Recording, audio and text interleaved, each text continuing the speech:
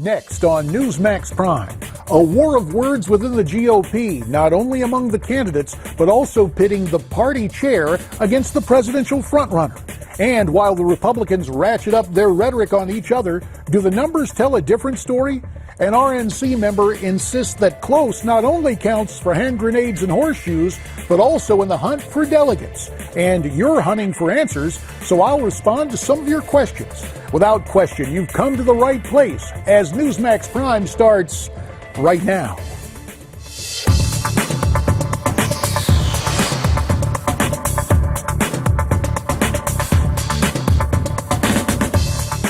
Good evening and welcome to the Wednesday night edition of Newsmax Prime. I'm J.D. Hayworth. Of prime interest tonight, a Republican reversal.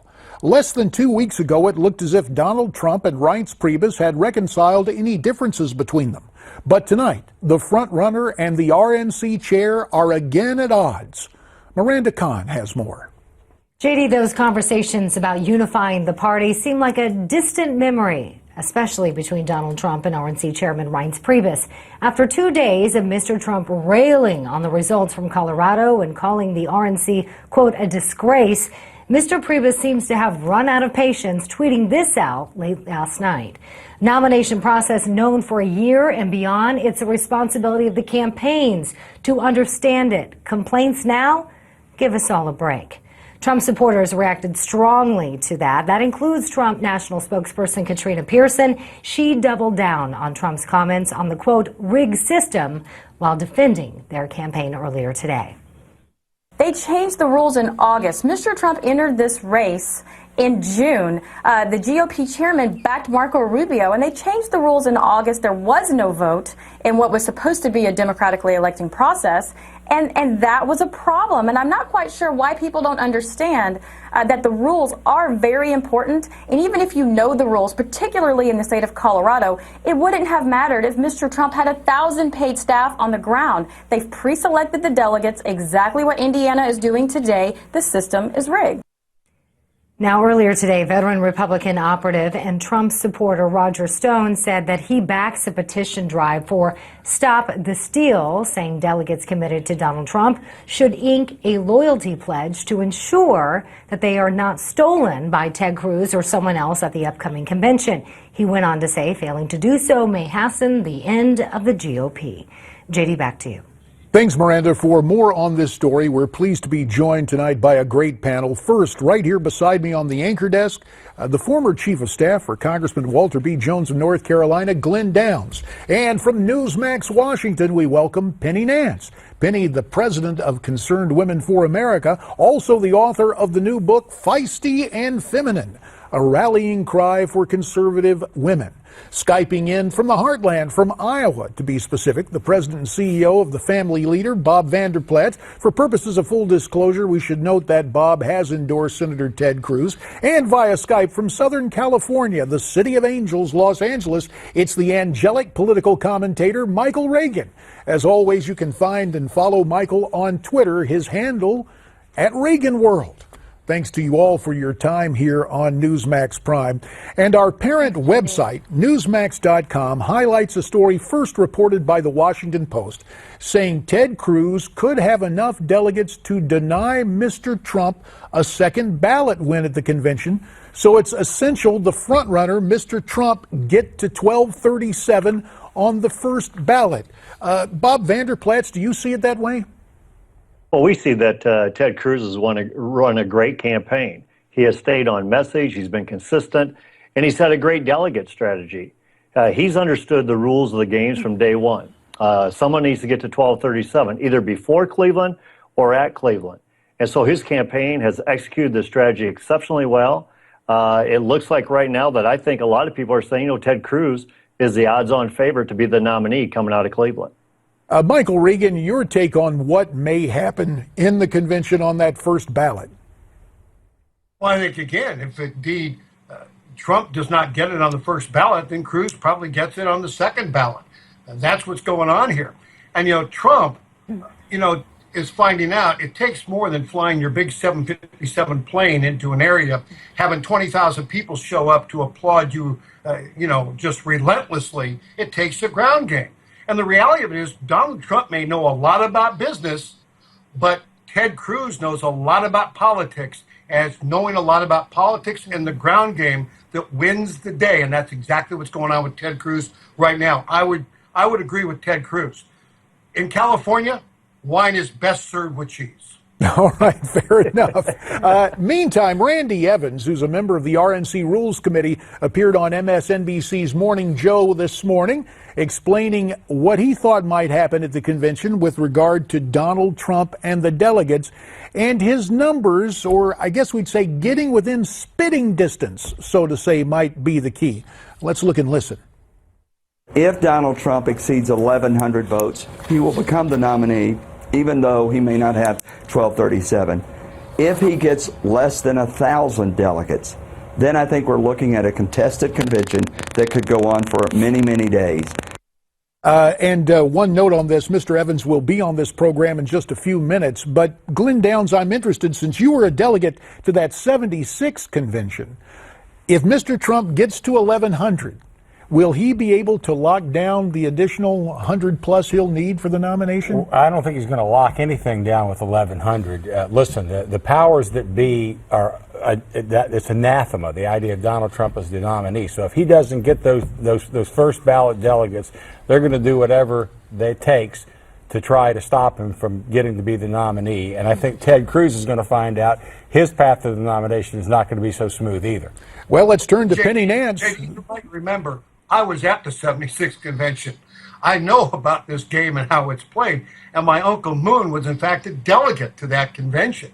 It takes the number of delegates, 1237, to become the nominee of the party. Not 1,100, not 1,200, not 1,236. It takes 1,237. And you know something, I'm getting a little tired about this. Well, everybody's trying to beat Trump. The establishment's trying to beat Trump. My God, Ted Cruz is trying to beat Trump. John Kasich's trying to beat Trump at this point. We're trying to beat an incumbent president back in 1976. Mississippi left us and went over to the President of the United States, Gerald Ford, and we walked away from the convention. But what we did, which is not going on now, is we, in fact, supported the nominee of the party. And today, I don't think the Trump people will support the nominee if it is Ted Cruz. Well, we should note for the historical record that the gentleman next to me, Glen Downs, likewise a delegate at the tender age of 18, a Reagan delegate in North Carolina. But let's go to the epicenter of the establishment, not in any way to cast aspersions on our friend Penny Nance, but since she's at Newsmax, Washington, I'm kind of curious, the view from Washington, that what was you're an hearing ugly on the term, Hill. JD. Careful there. Well, I'm just... What I'm hearing is that Hillary Clinton has a 58% unfavorable rating with women, and that Donald Trump has a 68% unfavorable rating with women, and that women have carried every presidential election since 1964.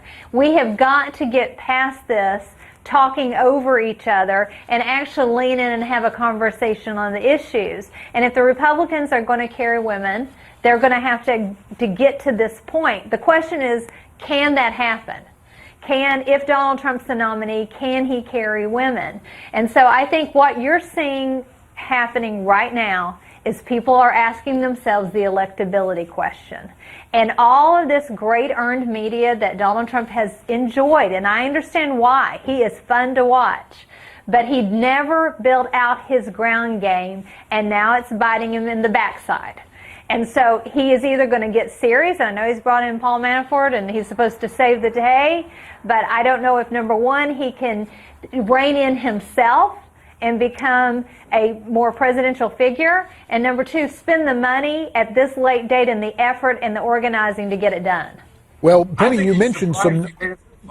Go ahead. I'm sorry. What were you saying? I think Donald Trump is absolutely blown away and surprised he is where he's at. That's why he had no ground game. Mm-hmm. I mean, he was working on the next television show, if you will, You're Fired. And he got into this for publicity purposes. And all of a sudden, he's at the top with no ground game. He doesn't understand what happens in politics. And that's what's got him confused. That's why he finally goes to a Paul Manafort to try and save the day.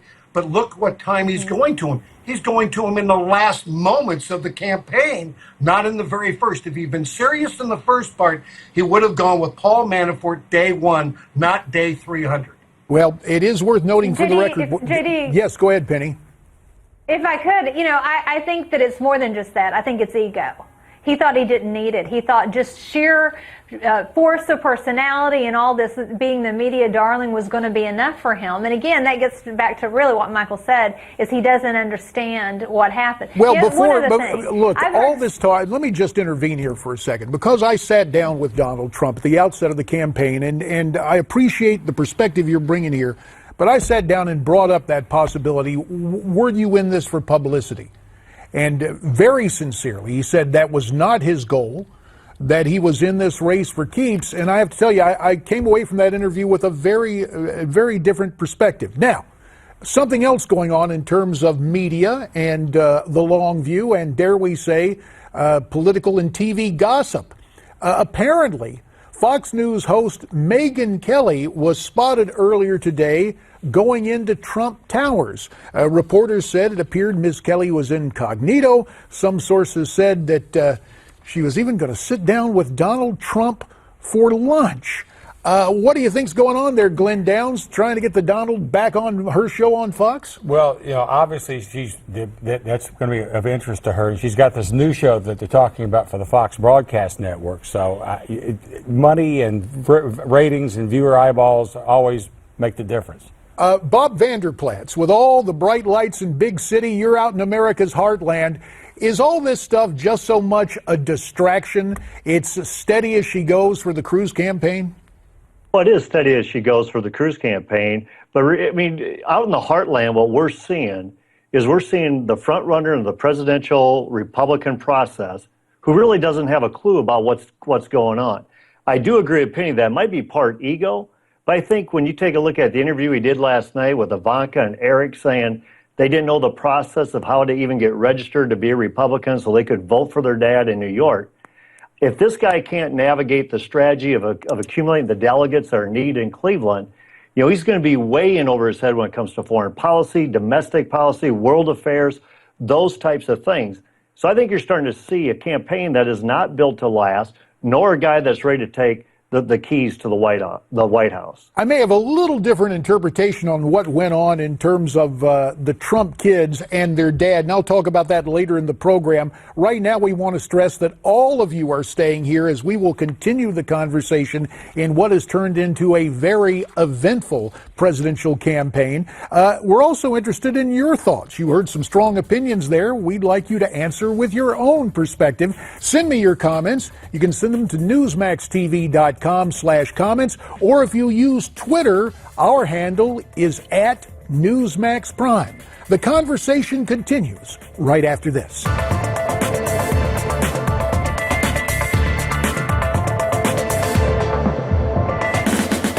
Donald is a very sore loser. He doesn't handle losing well, and he throws a fit.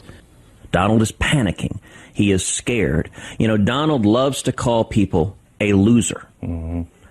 Donald wakes up at night in cold sweats that people will call him Losin' Donald. Well, perhaps a bit of projection on the part of Senator Ted Cruz as he appeared on Glenn Beck's radio program, trying to turn the table in, I guess, what would be the battle of the sobriquets, calling Mr. Trump Losin' Donald after Mr. Trump coined the term for the senator, Lyin' Ted. These nicknames, are they going to stay stuck to these guys? Let's talk about it with our panel. From across the country, we have them. Penny Nance at Newsmax New York. I'll note that change. Via Skype from Iowa, Bob Vander Plaats from Southern California, Michael Reagan, and right here on the anchor desk is Glen Downs. Bob Vander Plaats, first to you. That sobriquet, Lyin' Ted, is it going to stick with Senator Cruz, or will he pin that Losin' Donald moniker on Mr. Trump? I don't think the Lyin' Ted is going to fit with Ted Cruz at all. People see him as a man of integrity, somebody that they can trust, and that's why people are rallying around him, all the way from Jeb Bush and Lindsey Graham to Mitt Romney and a host of others. But I think the one thing that he mentioned there with Glenn Beck about Donald Trump and the narrative on winning. Donald Trump wants to be all about winning. You've heard him say, we're going to win so much you're going to get tired of winning. After New Hampshire, we're going to run the table. And now he's not doing it. And now he's fearful that you go to Cleveland, he may lose. Donald Trump does not want that to be part of his brand, that he got beat and he may get dominated in Cleveland. So I think Donald Trump's looking at all options right now. And the one options that losers do is they try to pin it on the fault of others. And that's what you're seeing the Trump campaign do right now. And yet there are other narratives that develop. Michael Reagan, Senator Cruz, getting some criticism for his, quote, sharp elbows on the ground in some of the states. Has that really been the case? Has the Cruz campaign played dirty, or is it just politics as usual? Welcome to politics. Listen, you were in the game. It is sharp elbows. You know, if you're going to be president of the United States of America, you know, Vladimir Putin's not going to play, you know, Tootsie with you. It's going to be a hardball game. In the world of foreign affairs, it is hardball. In the world of domestic politics, it is hardball. And if you're not ready to play hardball, then get out of the game. I mean, that's really what's going on. Donald Trump, it just doesn't like the fact that he is now, in some areas of the arena, he is losing, and he's losing delegates. And he knows if he doesn't get to the magic number of 1237 before Cleveland, he is going to be in a world of trouble going into a second ballot. And so that's what the worry is with Donald Trump. But if he doesn't like sharp elbows, get out of the game now. Penny Nance, losing Donald, lying Ted, these sobriquets, will they stick and come back to haunt whoever the nominee is in November? Well, I think if Donald Trump's the nominee, that the other side, Hillary Clinton, will probably be the Democrats' nominee, will simply run ads with his own words. And so that's not helpful. Ted Cruz, I think, was trying, although, you know, I don't like it, but I think Ted Cruz was actually taking on the inevitability idea about Donald Trump. He's saying he doesn't have this. In fact, he's waking up in a cold sweat at night because he's realizing this isn't done. And I don't think it is. I think this is going to be all the way to Cleveland, and people are going to fight all the way to June 7th. And I think California, and Michael Reagan knows better than I do, but I think it's going to be truly competitive for Ted Cruz. It's going to be a very historic and interesting year. Well, when we take stock of what's going on, it's important to note what Michael Reagan said earlier about unity. In 1976, his dad came down after losing the nomination. Again, Glenn, before the break, we chronicled the fact that you were a delegate, a Reagan delegate to the 76th convention for North Carolina. It's interesting in the here and now for 2016, George Will says that having Hillary on the opposing ticket might actually be a catalyst to unify the GOP. Let's look and listen. She's a great bringer together of Republicans. It's an old saying, overnight is a long time in American politics and a week is forever. And by the time the convention's done and the dust is settled, and we've gotten used to the fact that there is a precedent, lots of precedents actually, for conventions being deliberative bodies as opposed to just ratifying bodies, there she's going to be, unifying the Republicans. What about that, Glenn? Do you think the GOP can unify with Hillary nominated for the Democrats? Well, I think she'll certainly be a unifying influence for the Republican side, but it's a mistake, I think, to put too much influence on that. You know, obviously in 2012, the thinking was that the Republicans would all unite behind Mr. Romney because of Mr. Obama.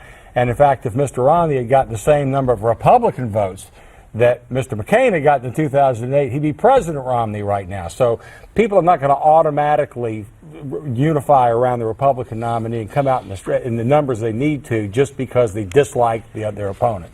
And Michael Reagan mentioned earlier, Michael, you were concerned, you think the Trump supporters will take a powder. You said it before the break. 30 seconds. You stick with that? I don't think the Trump supporters will support the nominee of the party if it is not Donald Trump. And I'll tell you this also. Hadn't been for Jesse Helms in North Carolina, there would have been no delegates for Ronald Reagan in Kansas City in 1976. Well, we remember, and of course, Glenn was a little older. He got to vote in that primary. I didn't get a chance to back in 76. It was something to see. We appreciate all your perspective. Penny Nance from Newsmax, New York, Michael Reagan from Southern California, Bob Vander Plaats from Iowa, and Glen Downs right here on the anchor desk. Now, I'm interested in what you think. Was a panel beating up too much on Trump, or will the Trump folks get behind the Republican nominee? Or will Trump win that nomination? Let me know. Send me your comments, newsmaxtv.com/comments, or use Twitter at Newsmax Prime. When we come back, Randy Evans, the GOP Rule Committee. We'll see what he has to say.